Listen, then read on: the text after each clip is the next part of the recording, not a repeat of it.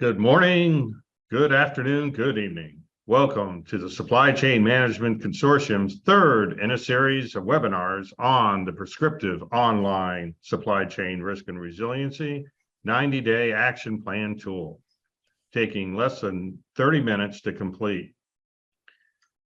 We appreciate you taking the time today to attend today's webinar in building an evolving and resilient enterprise. This is the third in a series of webinars that focuses on the consortium's supply chain risk and resiliency risk appetite. It's through 10 years, over 10 years of work that we've been able to generate this, this perspective and from face-to-face sessions. So we look forward to an interactive webinar with audience polling questions. And so please have your cell phone ready and log into pollev.com, Greg Schlegel, 910, and on a web-enabled device. It could be another browser window or your own computer browser.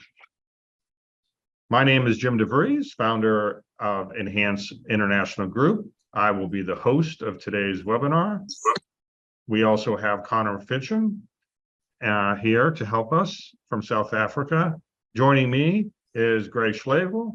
He'll be sharing his expertise. Greg is one of the original founders of the Supply Chain Risk and Resiliency and former president of Apex ASCM. Greg founded the Supply Chain Risk Management Consortium in 2010 and is a celebrated speaker and esteemed author of the book, Supply Chain Risk Management and Emerging Discipline, published in 2015. Greg, a few words of introduction. You bet. Thanks, Jim. Great to be with you today, folks, to talk about our passion. I am the founder of the Supply Chain Risk Management Consortium. We've been in business for 12 years. We'll talk a little bit more about the consortium in a minute. I've taught supply chain risk at Lehigh University for 10 years, still teach ERM, Enterprise Risk Management, at Villanova University here in the States. Spent 8 years with IBM as a supply chain executive consultant. Spent about 30 years, perhaps like many of you, as a supply chain exec for a couple Fortune 100 companies. And I've basically taught supply chain management throughout my career at 6 different US universities. So great to be with you. Back to you, Jim. Yes, thanks, Greg. And a little bit of my background. For the past 30 years, I've served as a resilient executive leader for startups to Fortune 500 companies. I've worked global teams to identify, prioritize, and deliver high return on investment, sustainable improvement, generating and self-generating results. I've held leadership positions in sales, supply chain, finance, reporting, new product development, field ops, and operations excellence. I started my career in the early 1980s at General Electric. Our teams have developed resilient enterprise ecosystems to accelerate digitization, innovation, supply chain risk management, leadership development, strategy, and value creation.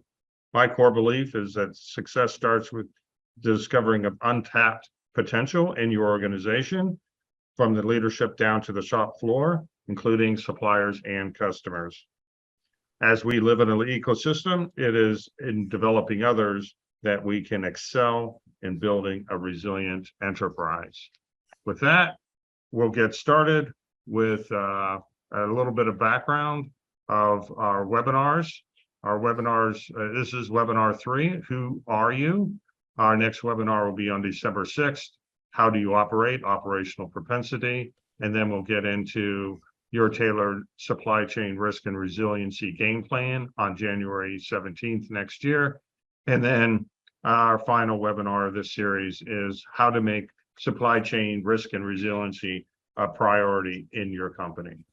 And back to Greg for some background on the Supply Chain Risk Management Consortium. Greg? You bet. You bet. Thanks, Jim. We said we'd give you a little more thumbnail sketch on who we are and what we do. Who we are is on the right-hand side. You can see all the organizations. I think at the moment we have 31 companies. That's about 1,500 supply chain risk professionals around the world. You can see we got education, consultancies, and software as a service to do the heavy lifting in our space. These folks bring tools, techniques, methodologies, and solutions to help us identify, assess, mitigate, and manage supply chain risks. That's all we do.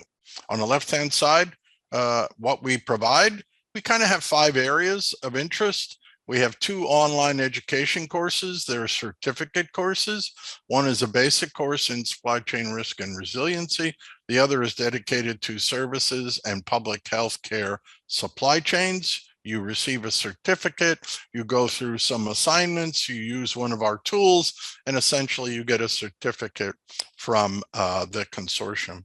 We do coaching and consulting with clients of all sizes across all industries. We do provide enterprise software as a service solutions, which basically support supply chain risk management. And then we have 2 online assessment tools. One is supply chain management readiness assessment. That essentially evaluates your supply chain processes. There's 13 tenets. The one we're going to talk about today is prescriptive online supply chain risk and resiliency, 90-day action plan. That's where we go through, you go through a survey, we'll talk about it, and we position you in terms of your risk maturity, risk appetite, and culture using AI and ML algorithms. So with that, back to Jim. Thanks, Greg. And a little bit background on Enhanced International Group. We're an exchange of passionate experts to guide your transformation to provide self-generating and self-funding results. We have over 50 vetted consultants, consulting companies, and SaaS providers that are focused on enabling your enterprise. EIG serves as a Swiss Army knife. We bring the brightest and best companies to the forefront.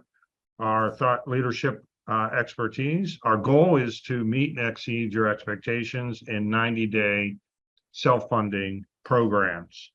A little bit of review of the bicycle slide here. And EIG has modeled the company's ecosystem with the 2 wheels of the strategy on your right, spinning at a slower rate that will result in many execution cycles in the left, in the drive wheel or in the secondary wheel there. So one rotation of strategy gets you many execution cycles. And in summary, we like to link strategy to execution to drive positive momentum for your company, its employees, customers, and suppliers. Quoting Albert Einstein, life is like a bicycle. To keep your balance, you need to keep on moving. So we're going to keep on moving with our agenda today. Our agenda, we're going to start off with today's VUCA world and the W recovery. For the last 2 years, we've been living the recovery with COVID. And where are we at now? And where do we expect to see us going in the near future here? A lot of buzz out on the street on that.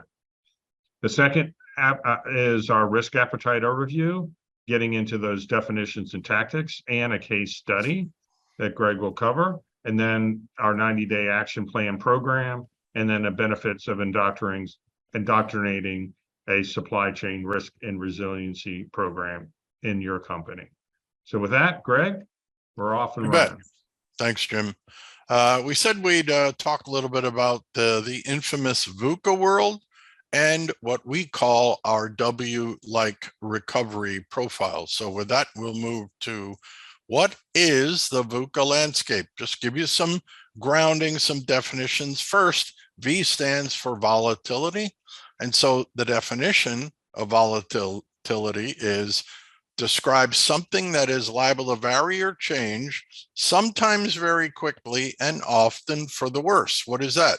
That is the government lockdowns due to pandemic around the globe for the last 2.5 years. Next, U stands for uncertainty.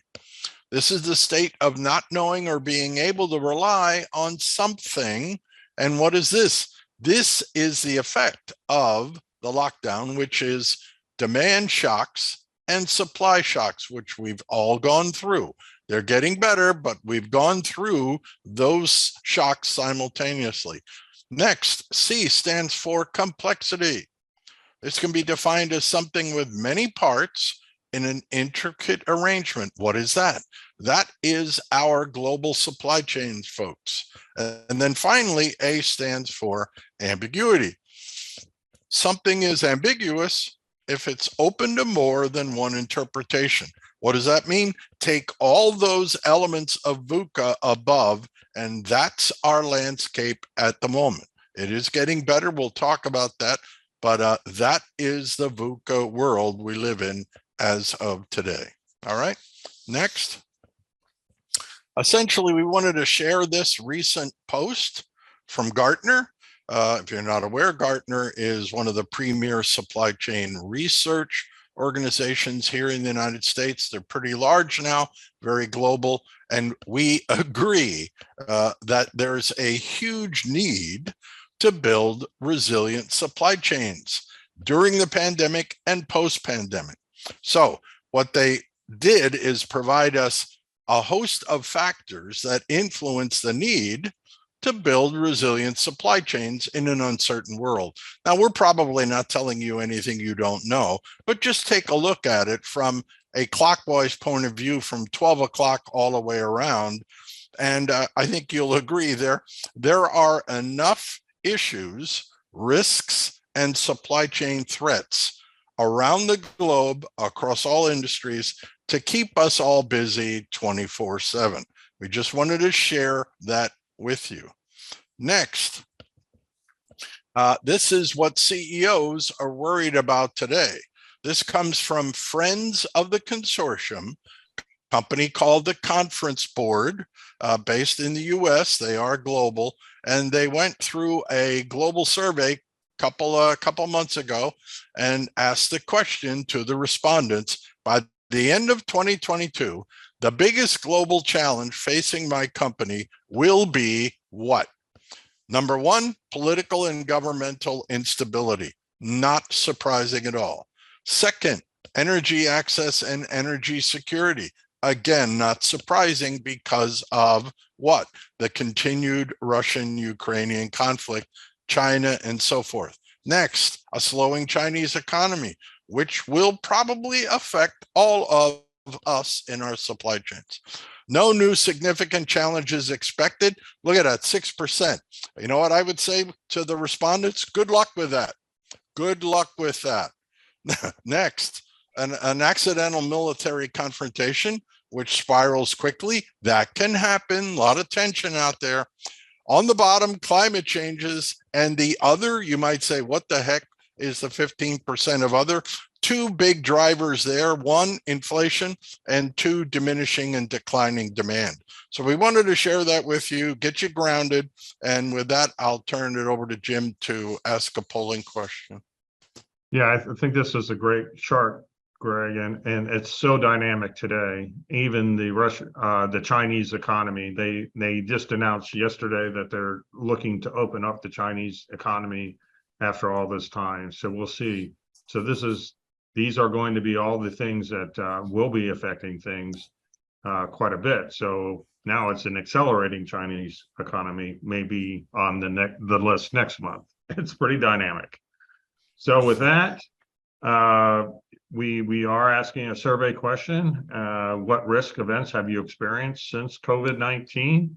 And it looks like some of you have already responded. We suggest we would welcome additional responses. If you see something on here you like and you think it's more important, you can enter it again. So we ask you to please enter your thoughts on what you're experiencing today and what types of risk events you're experiencing. Greg, your thoughts?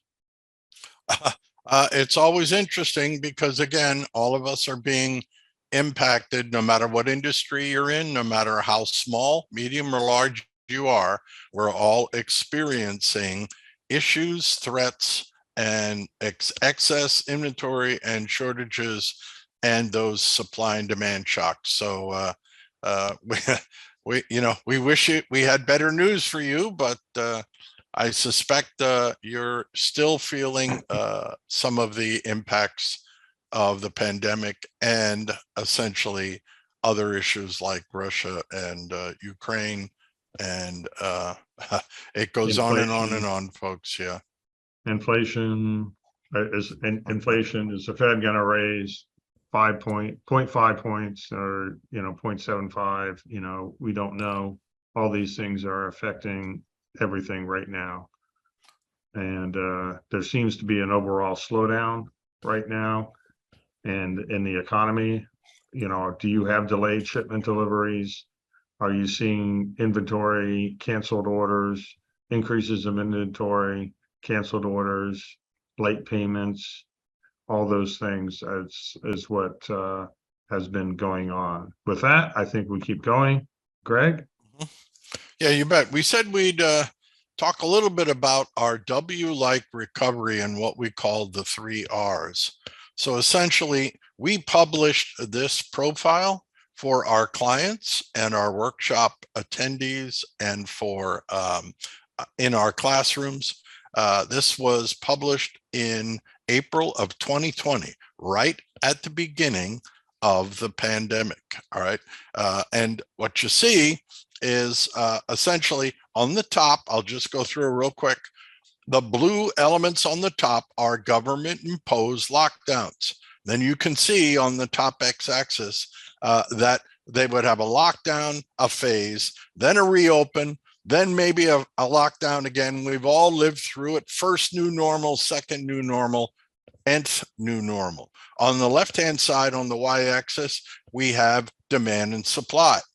Top, we have over demand of product and under supply, which we've all gone through with the PPE way back when.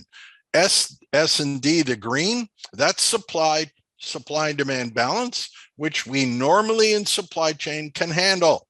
On the bottom of the y-axis is an under demand for product and an oversupply, which is where we are now. And then on the bottom, we put together 3 phases going through the lockdown: a respond phase, a recover, and a renew. And you can take a look at some of the opportunities and or action items that we recommended, but essentially in the 3 Rs, they were this way. As you can see, we recognize the bullwhip effect, and it would be prevalent for some time starting in April of 2020. We just didn't know exactly how long it would act. In respond phase, the companies, you can see, were reducing their product portfolios, attempting to keep up volume to support their prime customers, and rescaling their supply chains in the respond phase. In the recover, companies continue to reduce their product portfolios. They attempted to reinvent their product lines and went after new channels, which happened across all industries. And then in the renew, where many companies now reside, we feel, based on our recent sentiment analysis, the bullwhip effect has diminished to a certain degree. You can see that.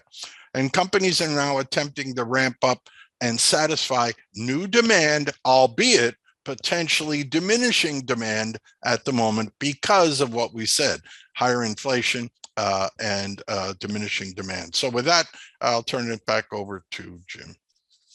Thanks, Greg. So as you look at this, think about response, recovery, renew, because that's our next survey question.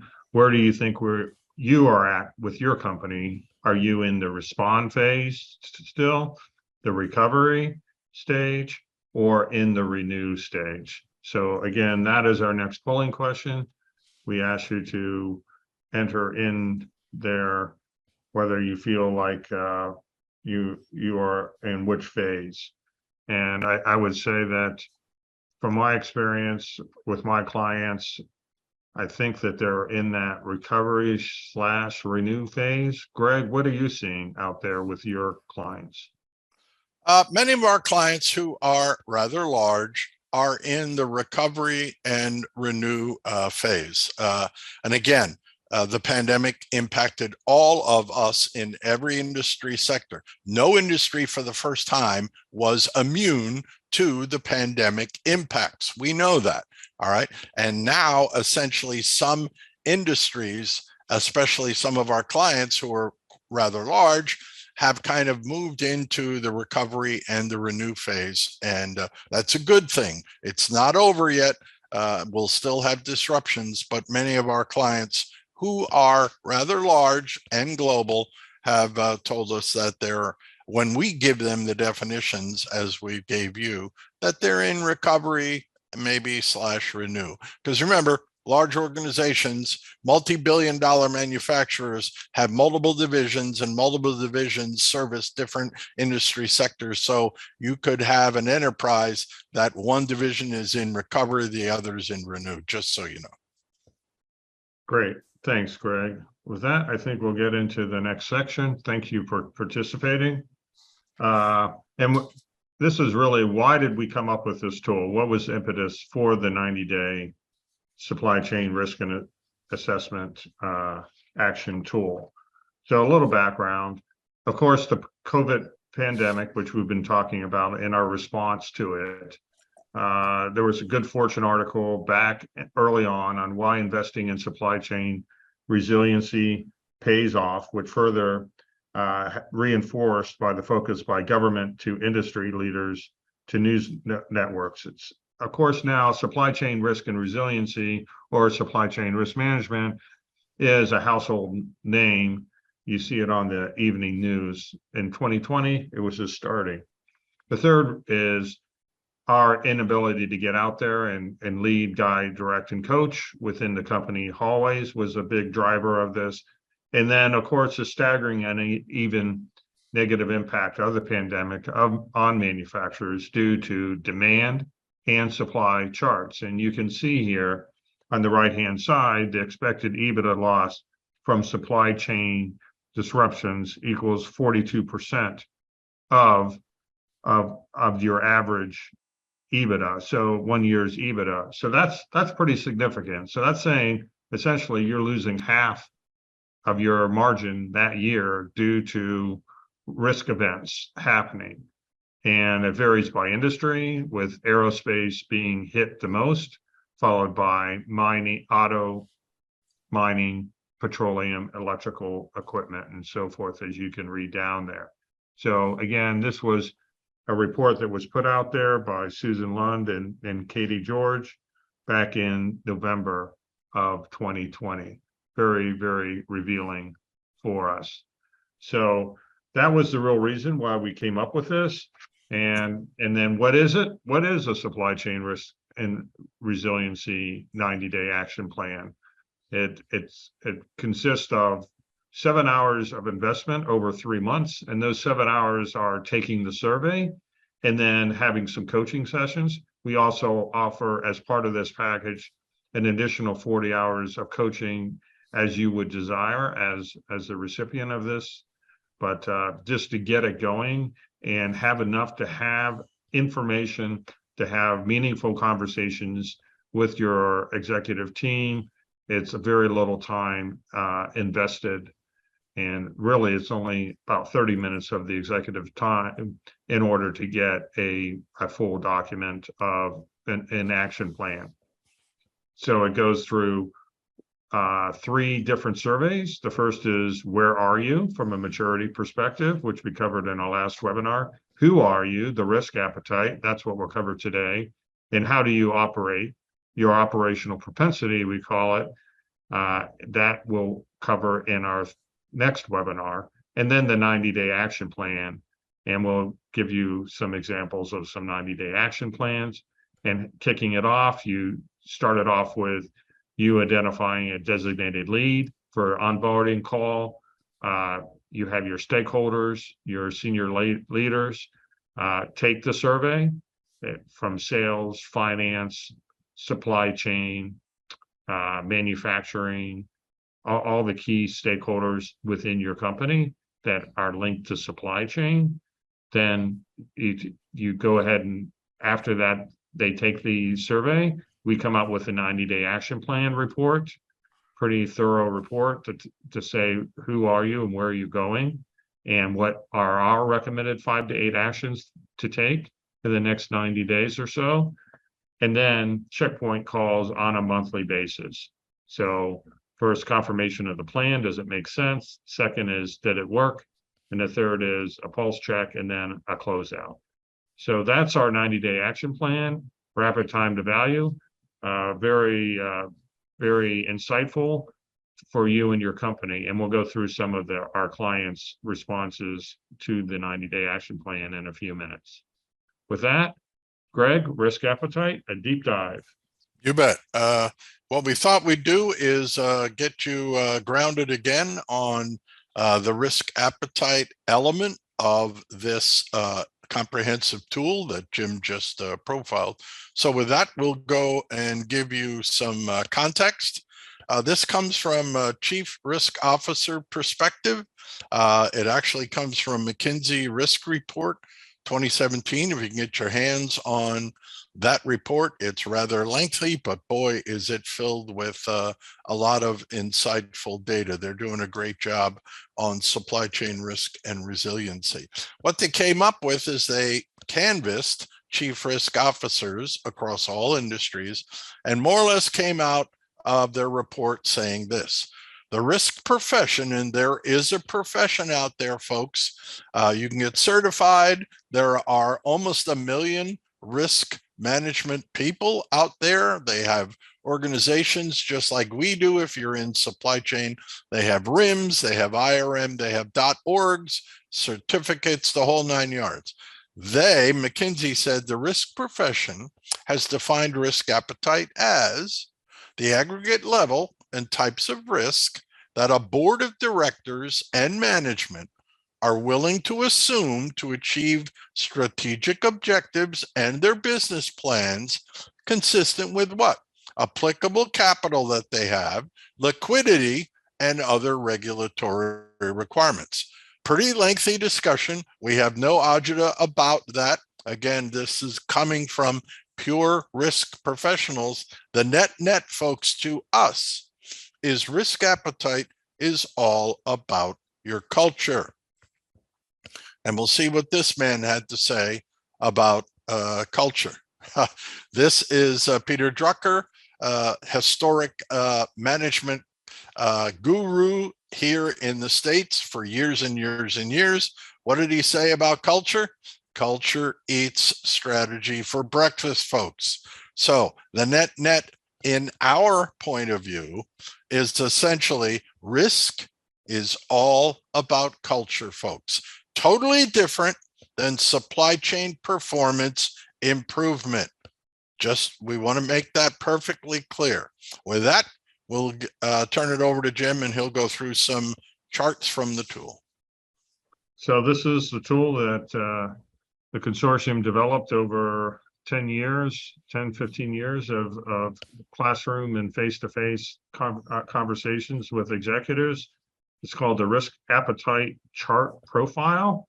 And we'll go through and explain this. First, the axis. On the y-axis is your risk tolerance. It's the maximum degree of uncertainty someone is willing to accept when making a decision that entails the possibility of a loss. So on the bottom at the 50% is your more risk averse. And then on the top, you look at risk as an opportunity where you can gain something from it. So again, the y-axis is that viewpoint, or sometimes called the tolerance for risk. Again, the adverse is minimize or totally avoid any risk that can produce a loss. And the opportunity, where you look at it as an opportunity, is views risk as something to exploit. On the x-axis, we have risk management decision tactics. And those tactics start with nothing, loss control, risk steering in the middle, then towards the higher side, diversifying and risk acceptance. So let's do some definitions here. So doing nothing simply states that the tactic is ad hoc approach to risk, and they will arise. No formal process.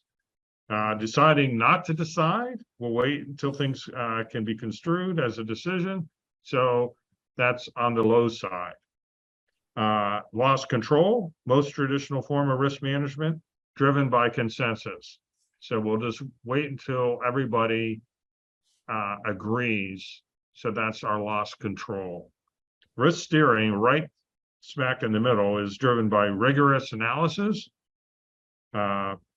And you have cost benefits, risk reward approach, and a true ERM, enterprise risk management approach, attempts to discover and implement a balance. Now on to diversifying.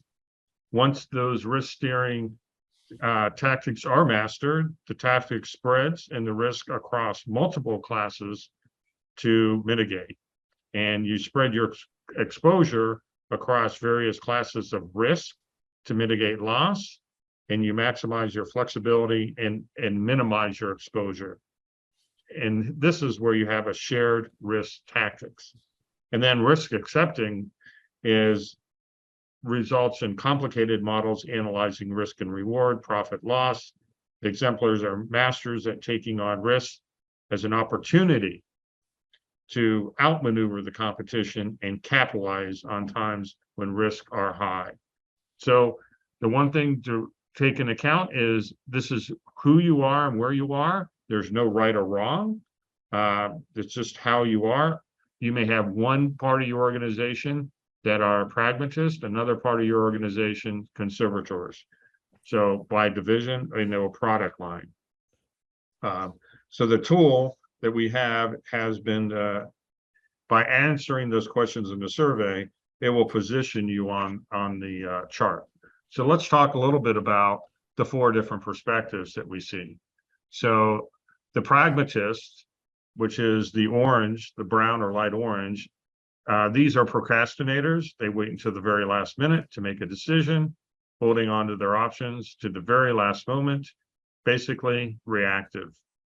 The conservators on the blue in the middle and the bottom is a perspective that is driven by caution. Mitigating a loss is paramount to risk decision making, and the biggest concern is avoiding loss, and very careful to avoid risk to the bottom line. In other words, you want to protect your P&L. And the managers, just above it in the light blue or turquoise, this perspective takes a balanced approach on risk, a careful balance between risk and rewards, utilize many tools and techniques, and to quantify risk. And then the maximizers, the light blue, they like the big risk, big rewards, go for the gusto, very proactive. And this is the perspective that risk is an opportunity and competitive differentiation. Maximizers are willing to accept big risks for big reward and show me the money, so to speak. Proactive with solid risk mitigation tactics. Excuse me. So through the years with clients, we have found that there are 2 attributes that define your risk perspectives: your personal risk exposure, those events which you have encountered and had to deal with, and your current position in the company. So if you were head of supply chain, you look at risk much differently than if you were head of sales, if you happen to be in both of those jobs at some time in your career, or you could be in manufacturing, supply chain. But it's all depends on what your current position is in the company and what have you encountered in the past in your job, in your experience, your experiential risk. So that's going to set you where you're going to plant yourself, but it is the organization that you're measuring here, not an individual. But of course, individuals kind of shadow the organization. So it's a combination of things, and it's your leadership. So the concerted leadership question And from what I remember, these are conversations that you put this on the board and with a group of executives, and you have them complete the survey, and then you say who they are, and you'll have a heated discussion after that for at least an hour of where they are at today. So with that, I think we would ask you to answer our next survey question. Do you feel like your company, your division that you're working in, are you managers, conservators, maximizers, or are you a pragmatist? There's nothing right or wrong here, just who you are. So we just ask you to answer that this last survey question, and don't be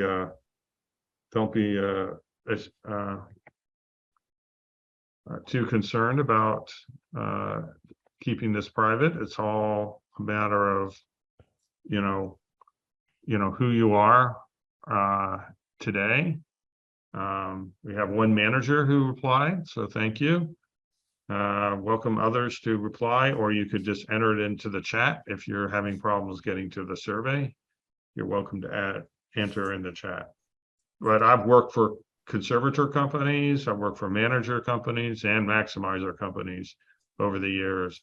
The pragmatist, yes, I have worked with companies and governments that are pragmatists too. So, and startups. So, Greg, your thoughts? Yeah, it goes across the board. Don't be worried about, right or wrong answer. We've seen almost every situation, and one thing you might be noodling on as attendees: can you have more than one perspective in an organization?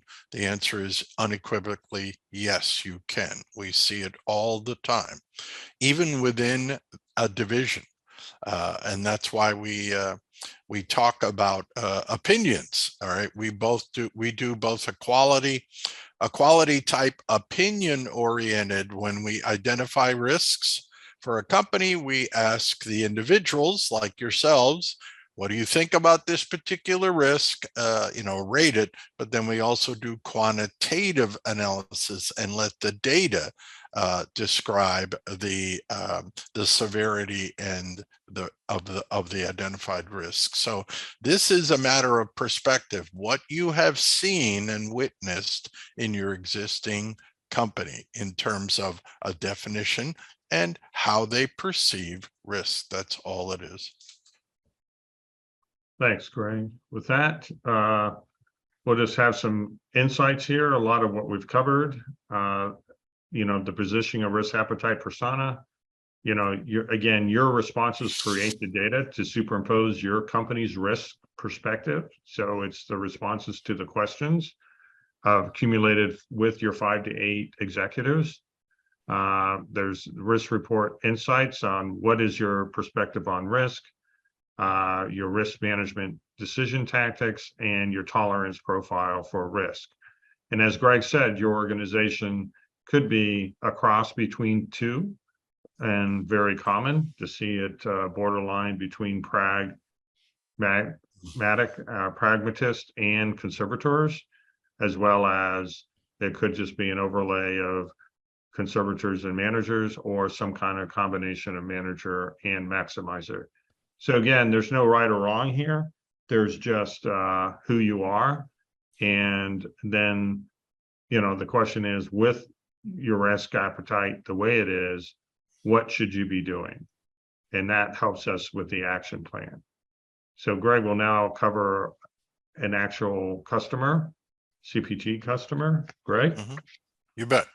Yep, we've gone, as we said, we've gone across many sectors, and we just pulled one out, classical consumer products group. All right, you can see the Venn diagrams again, the 4 perspectives. Again, just a quick review. On the y-axis is how you view risks. Anything below 0.5, as Jim mentioned, you kind of take a risk averse or a negative approach. Anything above 0.5 on the y-axis, you look at risk as potentially an opportunity. All right. And then on the x-axis, as Jim mentioned, we have the decision tactics that tend to support the 4 different perspectives. In this case, we positioned, the computer positioned this company, which is CPG, into the gray Venn diagram. As you can see, it is touching pragmatist and also conservator in the green. The pragmatist is the yellow, and they're even borderline touching managerial area as well. And so again, the question is, can you have more than one perspective even within one division? Of course you can, because you have product lines that are served that compete with different competitors and also compete in different industry sectors. So this one is prag conserve. That's what the computer model positioned this company as, and we'll give you a little bit more in a minute on in a second on some of their feedback from this company. All right, this is same company, but their feedback, and they've gone through the program. Jim profiled the program for you. It's supply chain maturity, supply chain risk maturity, who you are, which is the appetite, and how you operate, which is your operational culture. In this case, this company's case, they came in at the early stages of stage 2, which is visibility. On the left, you can see the yellow eye or the orange icon is their as is condition. We ask the questions about, what do you feel like today? We go through those 90 questions. They're positioned early on in the visibility stage. And then we ask another question: where would you like to be when you grow up? All right, from a risk point of view, and that's the black icon. And they said, well, yeah, we'd like to get through the visibility stage. And just for your contextual edification, each one of these stages, folks, is 2 years in duration. All right, so I wanted to get that clear. So what they say, although we've been in at supply chain risk for about 3 years, we're still at the beginning of visibility. They agreed. We're a global company spanning 200 countries. We're kind of small. We're a startup. We're still using Excel, all that good stuff. Understand, and we're not looking past the visibility stage. That's what they said about their definition or their opinion about their maturity in supply chain risk. Then we talk about the risk appetite. As you can see, they're touching prag, conservator, and really touching essentially managers as well. They're kind of risk averse. All right, in making decisions, they agreed that they are. We are who we are, and with our change, they were changing leadership while we were going through the process. We expect that approach to risk will not change at the moment. They said we're moving to a more risk-averse culture. Again, there's no right or wrong, but that's who they are, and that was their going forward thread. And we're kind of reactionary, they said. We wait until the last minute. Then there's a sense that they want to change, but changing culture is difficult. So they were very comfortable with, yeah, that's probably our risk appetite. All right. So with that, I'll turn it back over to Jim, talk a little bit about the value prop of the tool. Thanks, Greg. Pretty interesting case study. So just as Greg said, the risk appetite with value proposition, for us, there is no good or bad. It's who you are, where you are. And so don't be too concerned if your company has multiple risk perspectives. And, a supply chain or a supply chain risk manager needs to understand the difference between risk perspectives across the company. So that's a big win when we see that and we have those good conversations across the company. and then provides, the risk constraints and tolerances as you roll out the journey. So as you're rolling out supply chain risk and resiliency across your company, at least you understand your constraints and tolerances, and you can have those good conversations. And then risk appetite, of course, is essential to success in your supply chain risk and resiliency journey. We see that companies that really take on this straight on are most likely or will be able to accelerate themselves faster through the maturity model if they understand that these are their constraints and tolerances throughout the company. So again, the 90-day action plan is to look at where are you, who are you, and how do you operate. It's 30 minutes online, a very short period of time for your executives to take the online survey. There's no right or wrong. They take the survey, they roll it up, you have the results. Within an hour, you have your call with your executives for an hour or so, and you have a pretty good idea of where you are, who you are, and how do you operate as a company so that you can develop your action plan. Of course, we give you the action plan and you verify that. And then we will give you that consulting, that 40 hours of consulting or so to help you through your journey. With that, Greg, close us out. You bet.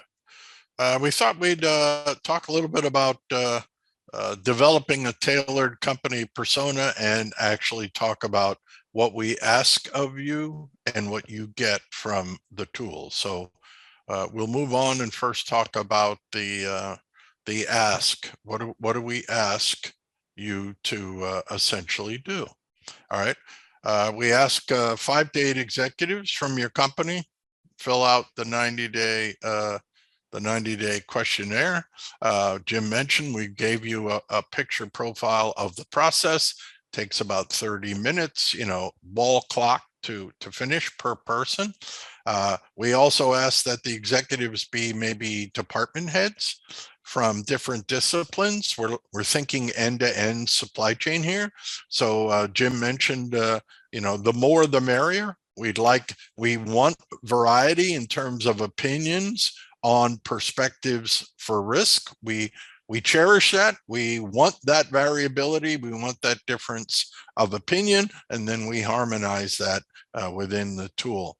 And then finally, we ask, could your executives be from the same division or product line? We actually advocate start small. We're not trying to boil the ocean here. Take a small product line, maybe 10 stock keeping units, same division, get all the folks lined up, get in there, fill in the survey, and away we go. Because it's a process. We want to validate the process and help you move forward. So that's our ask. The get, what do you get? Well, you get a sense of where you are in terms of our supply chain risk and resiliency maturity model. We showed you an example from the CPG. Again, no right or wrong answer. The modeling tool provides a picture image of where you are in our maturity model. You then get a sense of who you are, which we are talking about today. Relative to your risk appetite. We think that's important for you to know what your company's risk appetite is today. You also get a sense of how you operate. We call this the operational propensity.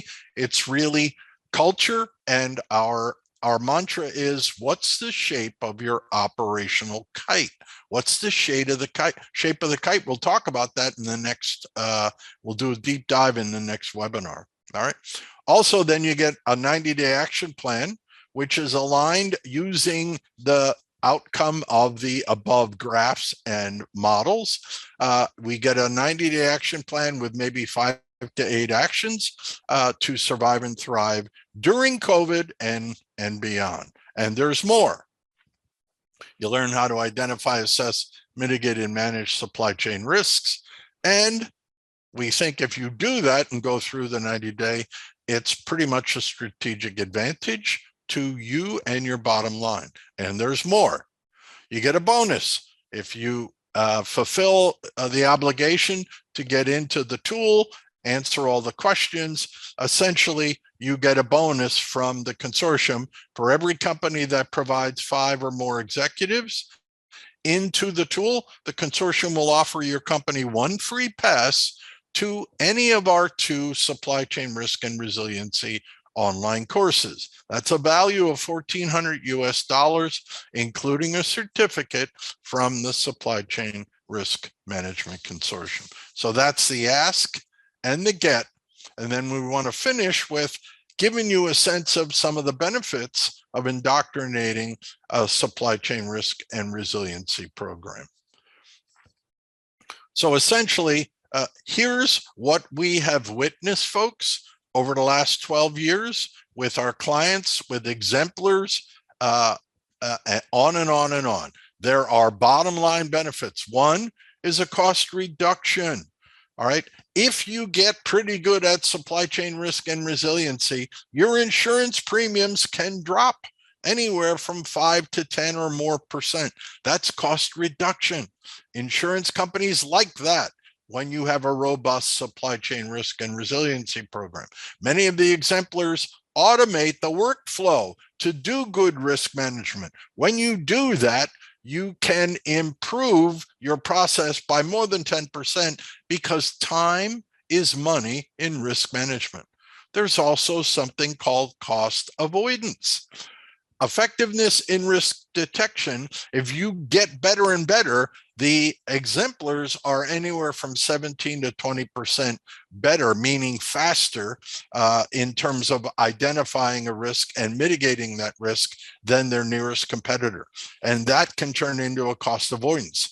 The better you get at risk management, all right, the lesser the cost to mitigate that, that risk. And you're ahead of your competitors. More, if you do the first 2 elements, cost reduction and cost avoidance, if you experience those benefits, you will improve your working capital, folks. Your CFO and team will like you because you'll be giving them less volatility so they can produce better cash flow forecasting for their stakeholders. Also, they will like the approach because you will be helping them free up cash anywhere from 10 to 30% to do whatever you would need to do with it. There's more. Cash conversion cycle, we haven't talked about it. It is a good supply chain risk and resiliency metric. It involves inventory days supply plus accounts receivable minus accounts payable. It's a metric you should be calculating for your supply chain and organization. You can find it on Wikipedia. It's free. You can do it yourself. But essentially, if you do all those 3 elements above, you will improve your cash conversion cycle and free up more cash anywhere from 10 to 20%. And then finally, there's something called the Altman Z-score. Why do we talk about that? Again, this is free. But what we've seen is if you have to swap out a key supplier for whatever reason, a key supplier, it's going to cost you anywhere from $1 to $3 million US in terms of time, money, and personnel to change out a key supplier. We advocate using Altman Z-score. It's a bankruptcy predictor methodology. It has a greater than 90% forecast accuracy, 12 to 15 months into the future. Who wouldn't want that kind of heat map forecast 15 months into the future for a key supplier? And here's the kicker. It's free, folks. You can find it on Wikipedia. So those are some of the benefits we have witnessed. Our mantra is think big, start small, act fast. All right. And so with that, we'll give you some takeaways and close it out. We'll finish with this. One of our first takeaways is this. We're being honest with you. Identifying and assessing risks in your company is an academic exercise. What do we mean by that? There's no action required. I can identify and assess a risk for you. I can prioritize them, and away I leave. And there's no real action required. Next, risk mitigation is where the action happens. And that's the toughest part of risk management, folks. We're being honest with you. And it's important to understand your company's risk maturity, risk appetite, and culture. It really is. All right.